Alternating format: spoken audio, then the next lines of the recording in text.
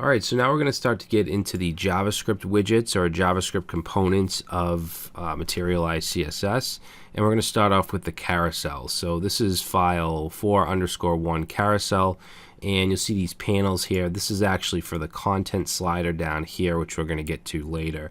But first we're going to deal with just a straight image slider, or I should say carousel.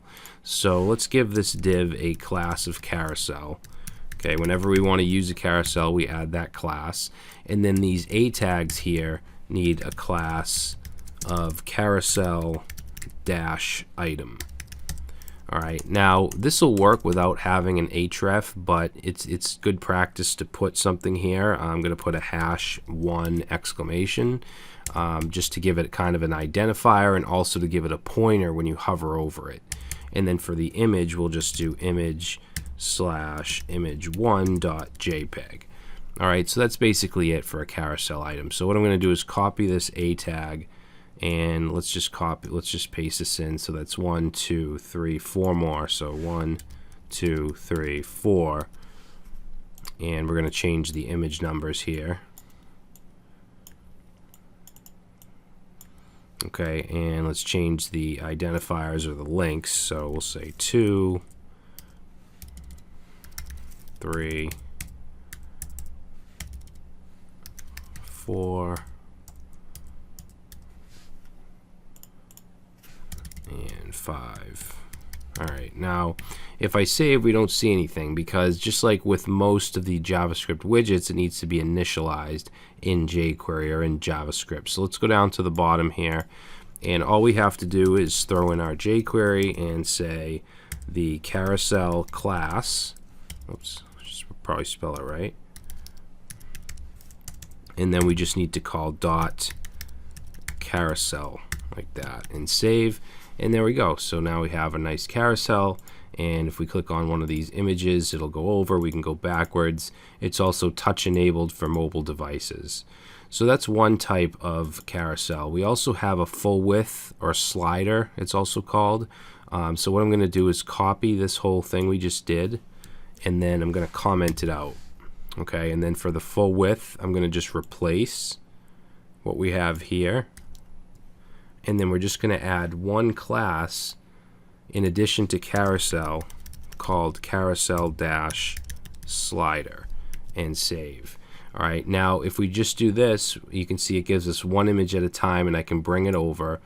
But it still has that effect where it's kind of getting smaller and then the other one comes in. The switch effect is the same. If we want to have just a straight slider, what we can do is let's comment that out, and let's see, we'll say jQuery, we'll say .carousel-slider, and again we're going to do .carousel, but we're going to pass in an option of full width and set that to true. Alright, so let's save that. Now it looks the same to begin with, but if I slide it, notice that it doesn't have that effect. It's just a straight slider. It just goes from image to image without one getting smaller and having that switch effect. And you can also go backwards. Okay, but it's up to you. If you wanted that the other way, that's fine as well. Alright, so those are the basic image sliders or carousels. Now let's look at the content slider. So instead of just having images, we can actually have content. So what I'm going to do is comment this out, and let's start to add some stuff here. There's quite a few classes we need to add. So just like above, we need the carousel class. We also want the carousel slider, and we also want, I'm going to do center as well, which will center everything. And then it's going to have another attribute called data-indicators,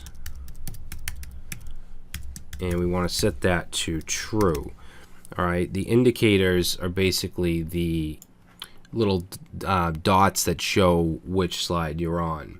And I think we can actually use these with the other ones. Actually, hold on, let me try this for a second. If we put this in here and save, yeah, so we can do that with the images as well. See the little dots here? I should have mentioned that. All right, so I'm going to comment that back out, and we're going to have the data indicators on the content slider as well. And then for this div here, notice that the div has the href. Okay, that's not a mistake. We're supposed to do that, and we're going to give it a #1 exclamation. All right, we're also going to give it a couple classes. So we're going to give it a class of carousel item, just like above. And let's say we want the background to be red, and then I want white text.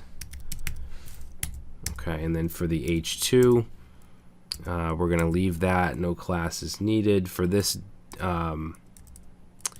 this div right here, we're going to give this a class of carousel dash fixed dash item.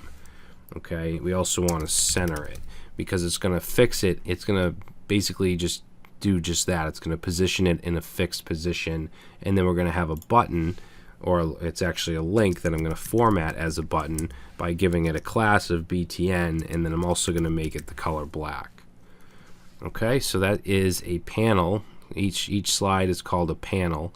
So what I'm going to do is copy this whole div right here, and then we have what, 3 more, so we'll go ahead and replace all these. That one ends there, so we'll say 1, 2, 3 more, and I'll save it in a minute, but let's change up some stuff. So this will be 2, this will be 3, and 4.